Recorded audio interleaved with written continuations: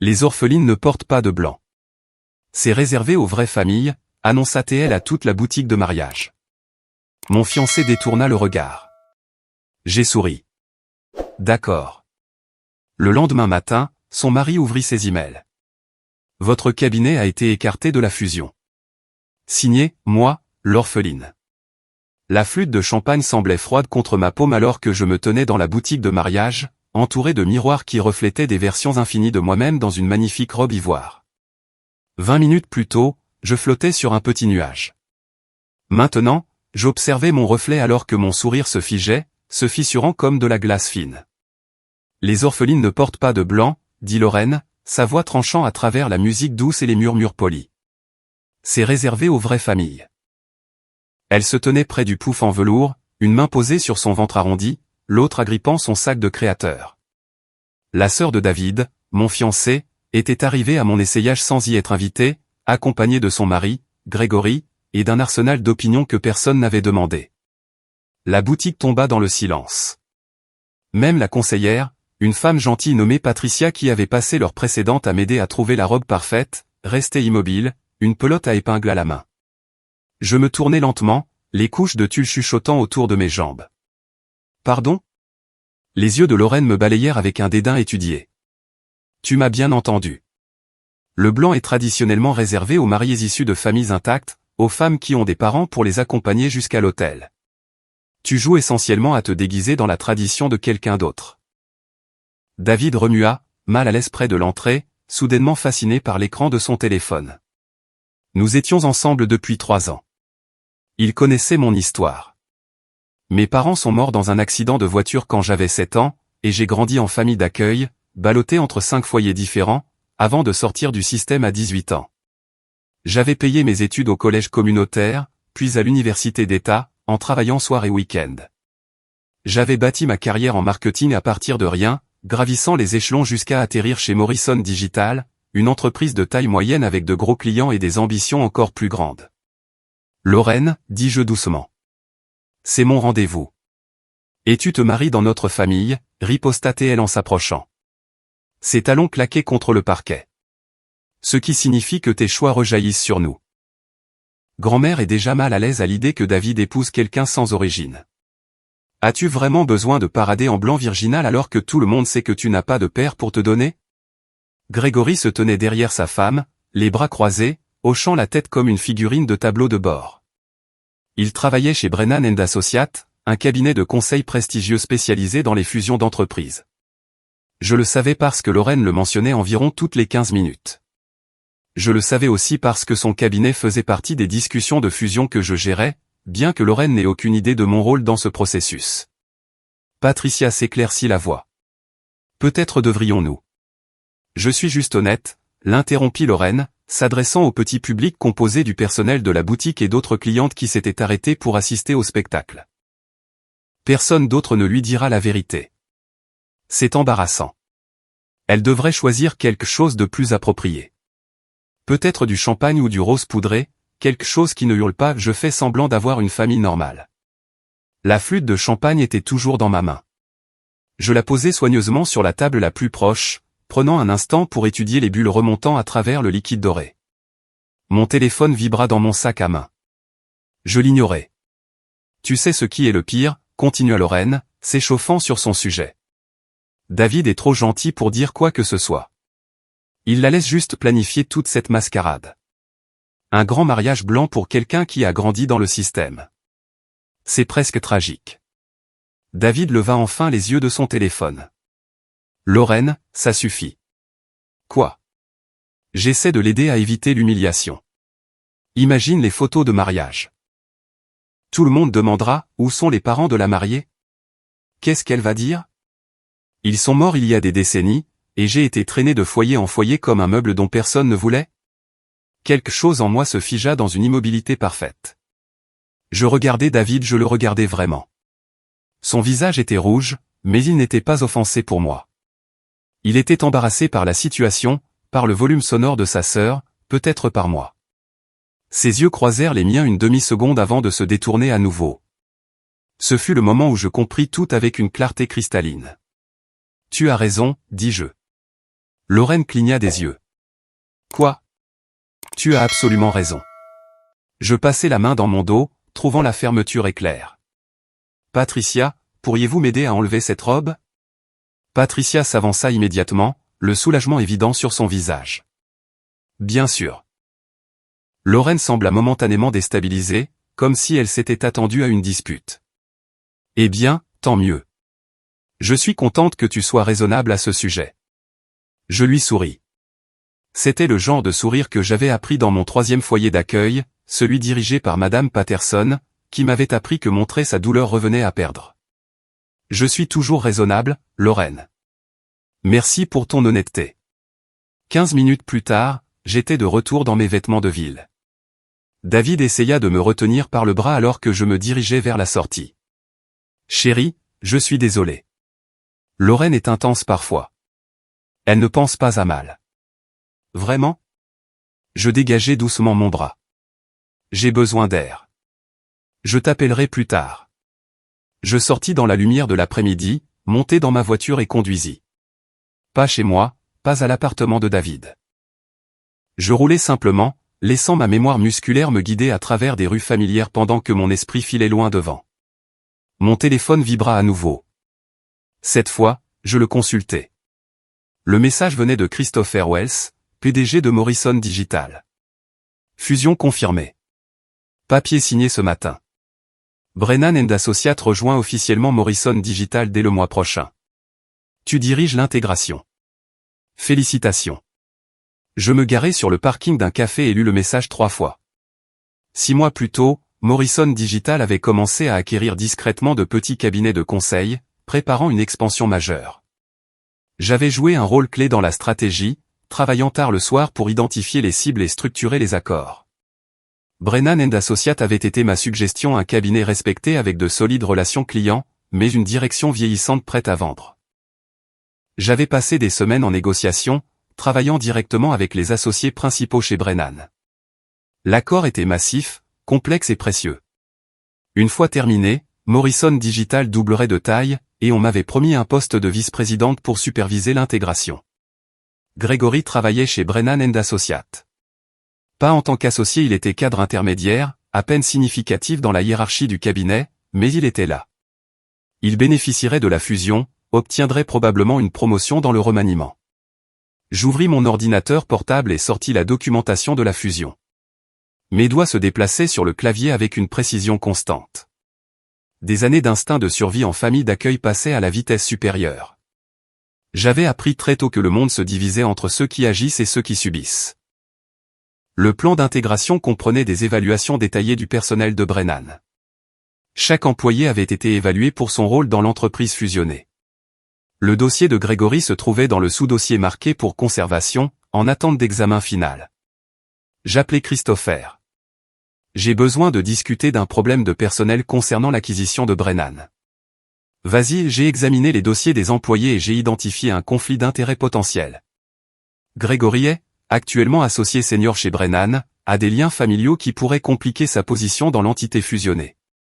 Explique. Je le fis, en gardant une voix professionnelle. J'exposai comment la femme de Gregory était liée à quelqu'un dans ma vie personnelle, comment cela créait des complications potentielles pour la dynamique d'équipe, comment ces évaluations de performance étaient médiocres lorsqu'on les examinait de près. Je ne mentais pas. Je mettais simplement l'accent sur certaines vérités tout en laissant d'autres s'estomper à l'arrière-plan. Ta recommandation, demanda Christopher. Incluez-le dans le plan de départ. C'est plus propre. Il y eut un silence. Tu es sûr de toi? Complètement sûr. C'est fait. Envoie-moi la documentation mise à jour. Je refermai mon ordinateur et m'adossai au siège conducteur, l'enseigne néon du café clignotant dans ma vision périphérique. Quelque part entre les miroirs de la boutique de mariage et ce parking tranquille, une ligne avait été franchie. Je ne savais pas encore si j'avais fait un pas vers la liberté ou vers quelque chose d'entièrement différent, mais je savais une chose avec une certitude absolue, j'en avais fini de faire semblant de ne pas avoir dedans. Ensuite, j'appelai mon avocat, Marcus Chen, quelqu'un que je gardais sous mandat depuis mon premier vrai salaire.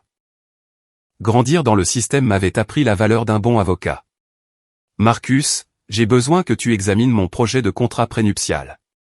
Je ne savais pas que tu en avais un de près. Ce n'est pas le cas. C'est pour ça que j'ai besoin que tu le rédiges.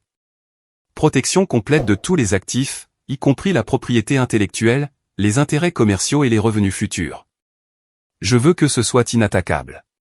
Tu prévois de faire signer ça à ton fiancé un jour? Pour l'instant, je prévois de ne pas en avoir besoin. Marcus resta silencieux un moment.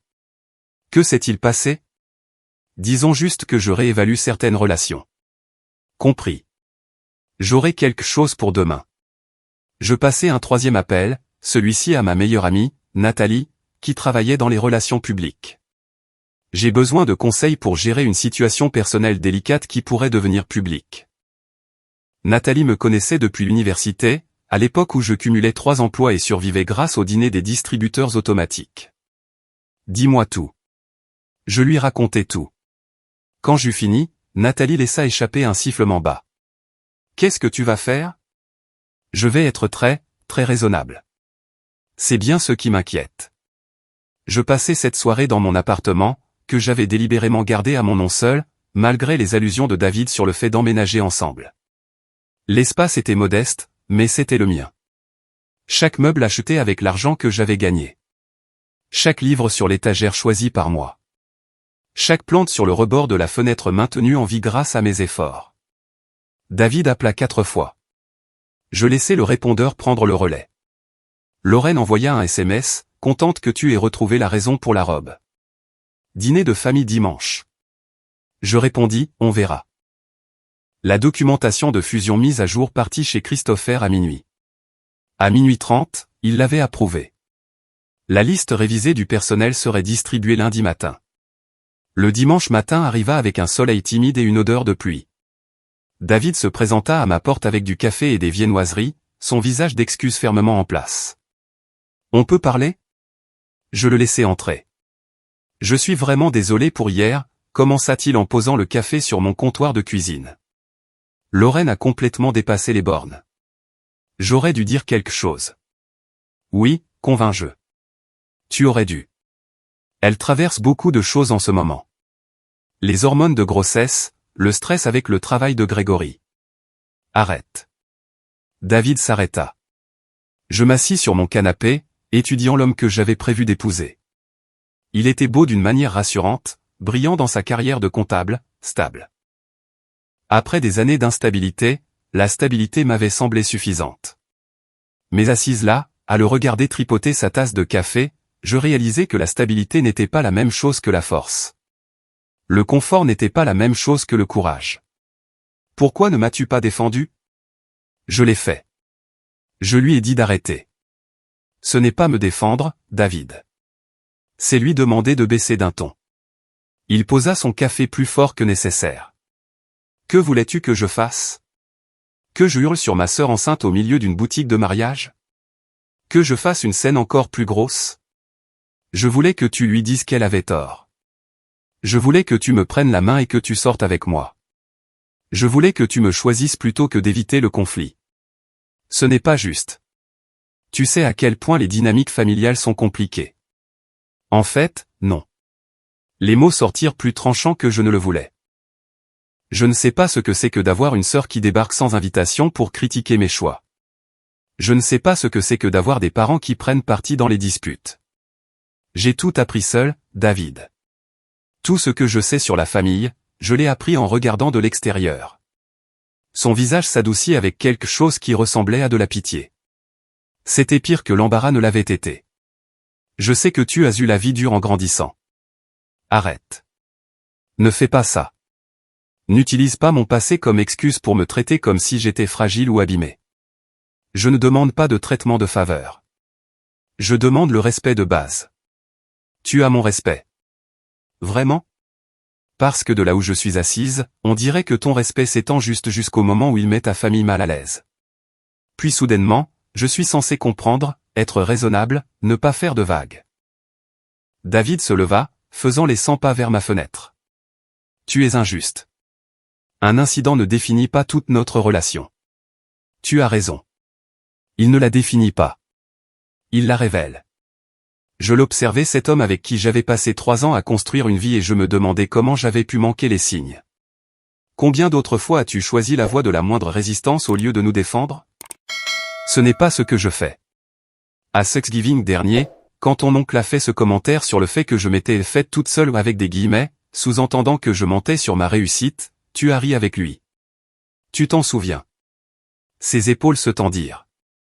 Ou la fois où ta mère a suggéré de reporter le mariage parce que les gens pourraient jaser du fait que nous n'avions pas de fête de fiançailles traditionnelle. Tu m'as dit qu'elle marquait un point au lieu de demander pourquoi nous devrions nous soucier de ce que les gens pensent. C'était de petites choses. Elles n'étaient pas petites pour moi. À chaque fois, tu as choisi leur confort plutôt que ma dignité. Je me suis convaincu que ça n'avait pas d'importance parce que tu étais bon avec moi en privé. Mais David, l'amour, ce n'est pas juste ce qui se passe derrière des portes closes. C'est ce que tu fais quand quelqu'un essaie de démolir la personne que tu prétends aimer. Le silence s'étira entre nous, lourd de toutes les conversations que nous aurions dû avoir des mois plus tôt. Pourquoi ne m'as-tu pas défendu? Demandai-je à nouveau. Je l'ai fait. Je lui ai dit d'arrêter. Ce n'est pas me défendre, David. C'est lui demander de baisser d'un ton. Il passa sa main dans ses cheveux, un geste nerveux que j'avais vu 1000 fois. Tu as raison. J'ai merdé. Mais tu sais comment est Lorraine. Si j'avais fait une scène, ça n'aurait fait qu'empirer les choses. Donc, ta solution était de la laisser m'humilier dans une pièce remplie d'inconnus. Non, juste. Je pensais que si je restais calme, elle se calmerait. Est-ce que ça a marché? Silence. Je me levai. J'ai besoin que tu partes. Quoi? Non. Allez. On peut arranger ça. J'ai besoin d'espace pour réfléchir. S'il te plaît, respecte ça. Le visage de David traversa plusieurs émotions, confusion, frustration, peur. Est-ce que tu romps avec moi? Je demande de l'espace. Ce n'est pas une réponse. C'est la seule réponse que j'ai pour le moment. Il partit. Le café refroidit sur le comptoir. Le lundi matin arriva avec un ciel gris et le bruit strident des camions poubelles. Je m'habillai soigneusement pour le travail. Tailleur bleu marine, bijoux minimaux, cheveux tirés en arrière-peinture de guerre pour le champ de bataille de l'entreprise. Les bureaux de Morrison Digital occupaient 3 étages d'un immeuble du centre-ville avec des murs de verre et des open spaces. J'arrivai tôt, avant la plupart du personnel, et allai directement au bureau de Christopher. Il leva les yeux de son ordinateur. L'équipe de Brennan a reçu ses notifications d'intégration ce matin. Des problèmes? Un seul, dit-il. Grégory a appelé son contact ici pour essayer de comprendre pourquoi il était licencié. Il a dit qu'il devait y avoir une erreur. Qu'est-ce que tu lui as dit? Que la restructuration implique parfois des décisions difficiles, et que nous offrons une indemnité de départ généreuse. Merci. Christopher s'adossa à son siège, m'étudiant. Tu veux me dire ce qui s'est vraiment passé? Une affaire personnelle qui est devenue une considération professionnelle. C'est ce que je pensais. Juste pour que tu saches, les RH ont enregistré ta recommandation. Tout était documenté et légitime, mais je fais ça depuis assez longtemps pour savoir quand quelqu'un a des motivations multiples. Es-tu inquiète? Non. J'ai gagné ta confiance, et rien de ce que nous avons fait n'était inapproprié. Sois juste prudente. La vengeance, même justifiée, a le don de compliquer les choses. Je garderai ça à l'esprit. Je retournai à mon bureau et ouvris ma messagerie. Là, tout en haut de ma boîte de réception, se trouvait un message de Grégory. Objet, toi. Le corps de l'email ne tenait qu'en une ligne, je sais ce que tu as fait. Je le transférai à Marcus. Sa réponse arriva en quelques minutes. Documente tout. Ne réponds pas directement. Mardi apporta la pluie et un SMS de Lorraine. Grégory a été viré. Il a dit que tu y étais pour quelque chose. C'est dingue, non? Je fixai le message un long moment. Grégory avait dû trouver mes coordonnées via les communications de fusion. Tout le personnel clé avait été présenté par email lors de la planification de l'intégration. Je répondis, je suis désolé d'apprendre pour le travail de Grégory. Ces choses arrivent lors des fusions. Sa réponse prit plus de temps. Il est dévasté. Nous avons un bébé qui arrive. Comment ont-ils pu faire ça? Moi? Je ne connais pas les détails. Je gère juste l'intégration marketing, ce qui était techniquement vrai. Je gérais l'intégration marketing. Je gérais aussi les recommandations de personnel, la planification stratégique, et tout ce dont Christopher avait besoin de la part de son étoile montante. Mercredi, David appela. Je décrochai. Est-ce que tu as fait virer mon beau-frère? Bonjour à toi aussi. Je suis sérieux. Lorraine est hystérique. Grégory parle d'avocat. Ils disent que tu as saboté son poste dans la fusion. J'ai fait une recommandation professionnelle basée sur les besoins de l'entreprise. À cause de ce que Lorraine a dit dans la boutique de mariage. Parce que les évaluations de performance de Grégory étaient médiocres et que son poste était redondant dans la structure fusionnée. C'est pratique. C'est le business. La voix de David monta. Tu détruis ma famille pour un commentaire stupide. Non, David, je fais mon travail. Le commentaire de Lorraine m'a juste aidé à voir certaines choses plus clairement. Comme quoi? Comme le fait que tu penses que son commentaire était stupide plutôt que cruel. Comme le fait que tu t'inquiètes plus des sentiments de ta sœur que des miens. Comme le fait que tu n'as jamais demandé, pas une seule fois, comment je me sentais d'avoir été humilié en public. Je me suis excusé. Tu as demandé de l'espace pour que ça se tasse. C'est différent.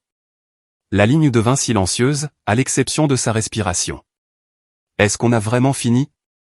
Demanda-t-il finalement. Je pense qu'on a fini depuis un moment. On ne l'a juste pas remarqué parce qu'il était plus facile d'éviter une dispute que d'affronter un schéma répétitif. À cause d'une seule dispute? Parce que tu as laissé ta sœur me traiter d'orpheline comme si c'était un défaut de caractère, et que tu ne pouvais même pas me regarder. Je raccrochai avant qu'il ne puisse répondre. Jeudi, je reçus un appel d'un numéro inconnu. Contre mon meilleur jugement, je décrochai. C'est Grégory. Bonjour, Grégory. Ne me sers pas du bonjour Grégory. Tu m'as délibérément fait virer. J'ai fait une recommandation commerciale à mon PDG juste avant la fusion de nos entreprises. Juste après que ma femme t'ait donné des conseils sur ton mariage. Ce n'est pas une coïncidence. Ta femme ne m'a pas donné de conseils. Elle m'a insulté en public. Alors tu as détruit ma carrière?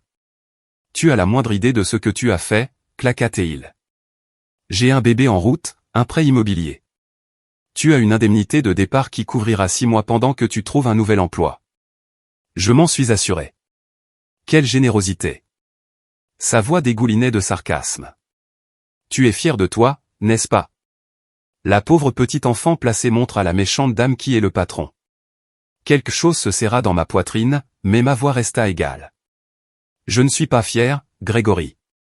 J'en ai juste fini de m'excuser d'avoir survécu. Ma femme essayait de t'aider. Ta femme essayait de m'humilier. Il y a une différence. On pourrait te poursuivre pour ça.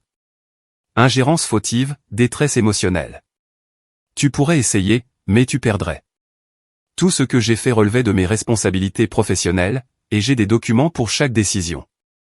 Mon avocat a déjà examiné la situation. Vas-y, appelle un avocat si tu veux. Ils te diront la même chose. Il bafouilla. Tu es froide. David a échappé belle. J'espère qu'il le voit comme ça. Au revoir, Grégory. Je bloquai le numéro. Vendredi après-midi, j'eus une visiteuse surprise au bureau. La mère de David, Patricia, pas la conseillère de la boutique, une autre Patricia apparut à l'accueil, demandant à me voir. J'ai failli dire non. Puis la curiosité l'emporta. C'était une petite femme, élégante d'une manière qui trahissait une vieille fortune et un entretien soigné. Je l'avais rencontrée 2 fois auparavant, les 2 fois lors de dîners de famille gênants où la conversation ressemblait à une performance. Merci de me recevoir, dit-elle alors que je la conduisais vers une salle de conférence. Bien sûr. Nous nous assîmes l'une en face de l'autre, une table polie entre nous. Patricia croisa les mains. Je vais être direct. Lorraine m'a appelé très contrarié. Elle dit que tu as fait virer Grégory en représailles à ses commentaires sur tes origines. C'est sa version. Quelle est la vôtre? J'envisageais de mentir, d'inventer une histoire d'entreprise. Au lieu de cela, je dis la vérité. Votre fille m'a humilié en public parce que je suis orpheline. Elle a suggéré que je n'étais pas digne de porter du blanc à mon propre mariage parce que je n'ai pas de parents. Votre fils n'a rien dit pour me défendre. Par la suite, dans mes capacités professionnelles, j'ai identifié Grégory comme redondant dans une fusion d'entreprises. Je n'ai pas fabriqué ces évaluations de performance médiocres.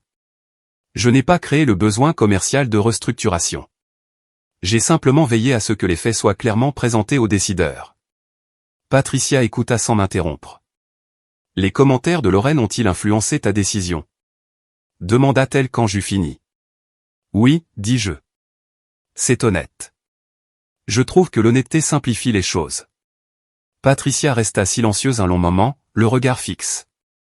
Lorraine a toujours cru que tout lui était dû. Nous lui avons trop donné, trop facilement. Je sais que son père et moi avons essayé d'y remédier, mais certaines habitudes se forment jeunes. Je ne suis pas sûr de savoir pourquoi vous me dites ça. Parce que je veux que tu comprennes quelque chose. Patricia se pencha légèrement en avant. Ce que Lorraine a dit était inadmissible. Si j'avais été là, je l'aurais arrêté. Ce qu'elle a fait était cruel, et la cruauté devrait avoir des conséquences. Je clignai des yeux, sincèrement surprise. Cependant, continua Patricia, détruire la carrière de Grégory affecte plus que la seule Lorraine. Il y a un bébé en route. Grégory, malgré tous ses défauts, n'est pas celui qui t'a blessé. Il est resté là et a laissé sa femme me mettre en pièces. Oui, c'est vrai. Et cela fait de lui un lâche et un mauvais mari. Cela ne le rend pas nécessairement digne de la ruine financière. Il n'est pas ruiné financièrement. Il a une indemnité de départ et de l'expérience. Il trouvera un autre travail. Patricia sourit légèrement. Tu as beaucoup de maîtrise. Je vois pourquoi tu as réussi. Merci. Ce n'est pas entièrement un compliment. Le contrôle peut devenir sa propre prison. Elle se leva, rassemblant son sac. Je ne m'attends pas à ce que tu changes quoi que ce soit. Ce qui est fait est fait. Mais j'espère que tu te demanderas si la satisfaction que tu ressens en ce moment vaut ce qu'elle t'a coûté. Qu'est-ce qu'elle m'a coûté? Mon fils, dit-elle doucement. Il est faible, je sais, mais il t'aimait à sa façon. Sa façon n'était pas suffisante. Patricia hocha lentement la tête. Peut-être pas. Mais sois prudente, ma chère. Les gens qui grandissent en se battant pour tout oublient parfois que tout ne nécessite pas d'être un combat. Elle partit.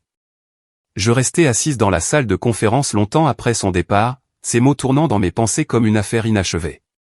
Le samedi, je retournai à la boutique de mariage. Patricia, la conseillère, sembla surprise de me voir. Oh, je ne m'attendais pas à... Comment allez-vous?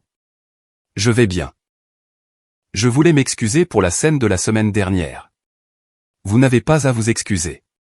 Cette femme était épouvantable. Quand même, cela a perturbé votre journée de travail. Elle balaya cela d'un geste. Voulez-vous regarder des robes à nouveau? J'ai gardé les dossiers de votre rendez-vous. En fait, je voulais acheter la blanche. Elle marqua une pause. Celle que vous portiez quand? Celle-là exactement. Puis-je vous demander si vous épousez toujours le même homme? Non, je n'épouse personne pour le moment. Patricia m'étudia, l'air complice. Mais vous voulez la robe quand même. Je veux la robe quand même. C'est assez coûteux d'acheter une robe de mariée que vous n'utiliserez pas, je finirai par l'utiliser. Ou peut-être que je l'encadrerai.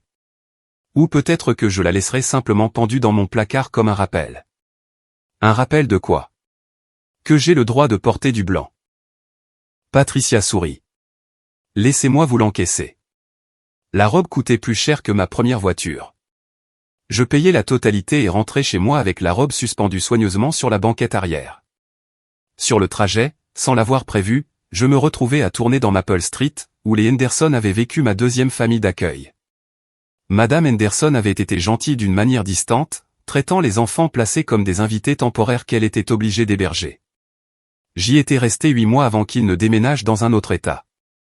3 pâtés de maison plus loin, je passai devant la bibliothèque où j'avais passé d'innombrables après-midi au lycée, me cachant du foyer où je séjournais ce mois-là. Le bâtiment semblait plus petit dans mes souvenirs, la façade en briques fanées et usée. J'avais fait mes devoirs à ces tables, postulé aux universités sur ces ordinateurs, et rêvé d'un avenir qui, autrefois, semblait impossiblement lointain.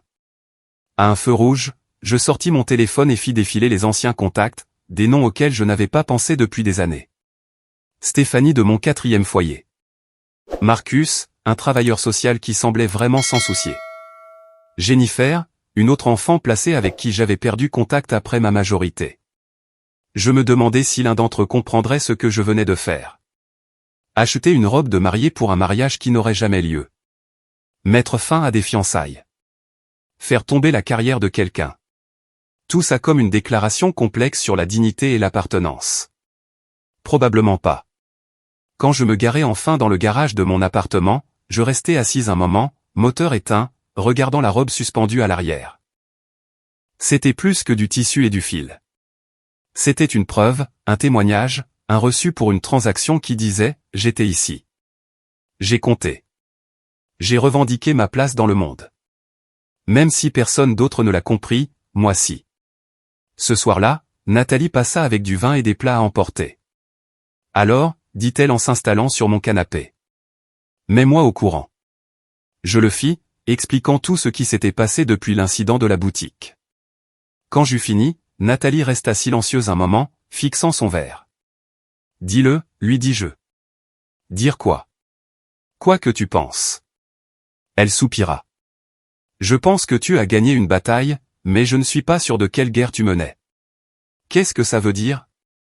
Ça veut dire que Grégory a perdu son travail. David t'a perdu. Et Lorraine a eu la confirmation que tu es exactement aussi vindicative qu'elle l'a probablement dit à tout le monde. Mais qu'est-ce que tu as obtenu? La justice. C'est l'effet que ça fait? Je regardais le vin dans mon verre, observant la lumière se réfracter à travers le liquide sombre. Honnêtement, je ne sais pas quel effet ça fait. Pour ce que ça vaut, je pense que Lorraine méritait des conséquences. Elle a été cruelle. Mais peut-être que la mère de David marquait un point. Sur quoi exactement? Pas sur le fait de te remettre avec David. C'est un mollusque. Mais sur la question de savoir si tu te bats par force ou par habitude. J'ai survécu au système d'accueil en me battant. Je sais. Et je suis reconnaissante que tu l'aies fait, parce que sinon nous ne serions pas amis. Mais tu n'es plus placé en famille d'accueil. Tu n'es pas obligé d'être en guerre tout le temps. Même quand les gens t'attaquent. Même là. Parfois tu peux juste t'éloigner. Je me suis éloigné. Puis je suis revenu avec des conséquences. Nathalie rit. C'est pas faux. Le lundi matin apporta l'annonce officielle de la finalisation de la fusion Morrison-Brennan. Ma promotion au poste de vice-présidente fut confirmée.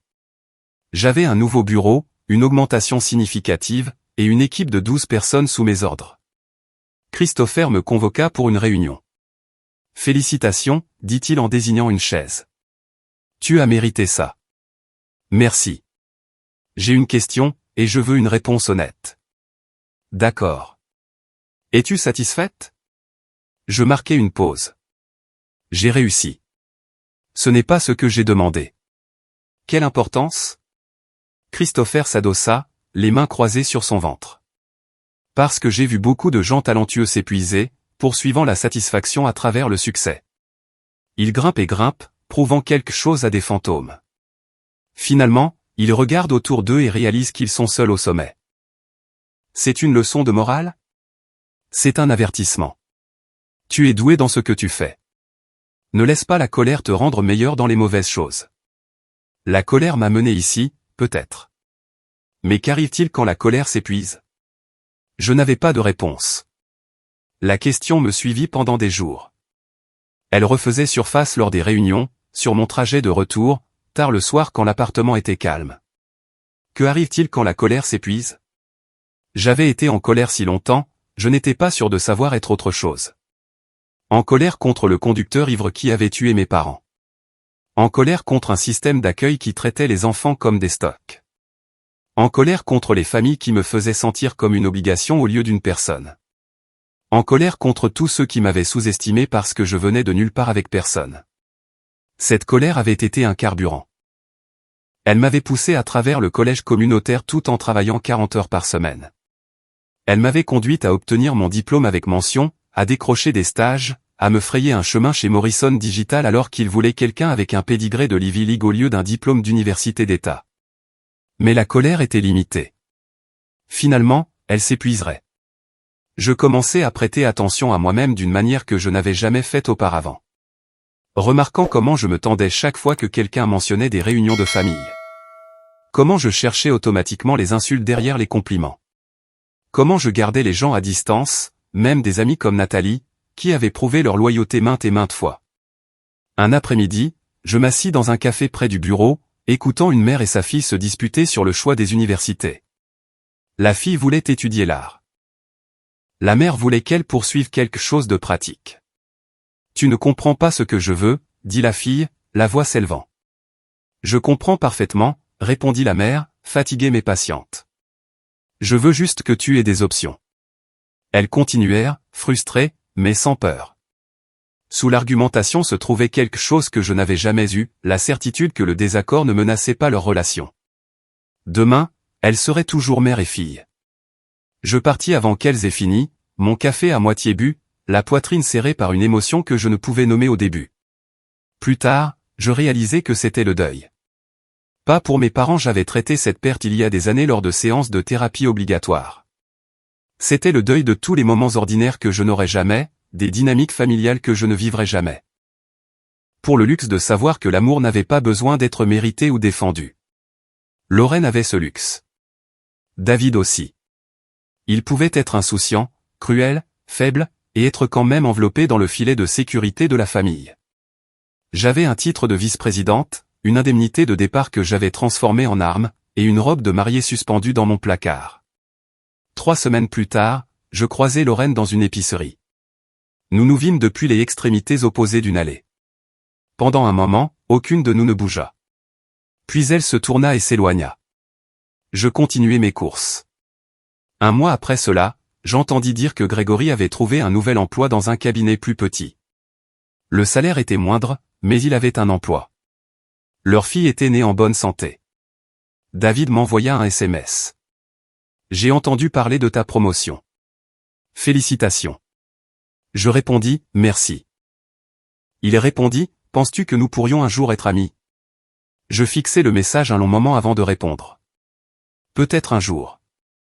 Pas aujourd'hui. » 6 mois passèrent. Morrison Digital continuait de croître.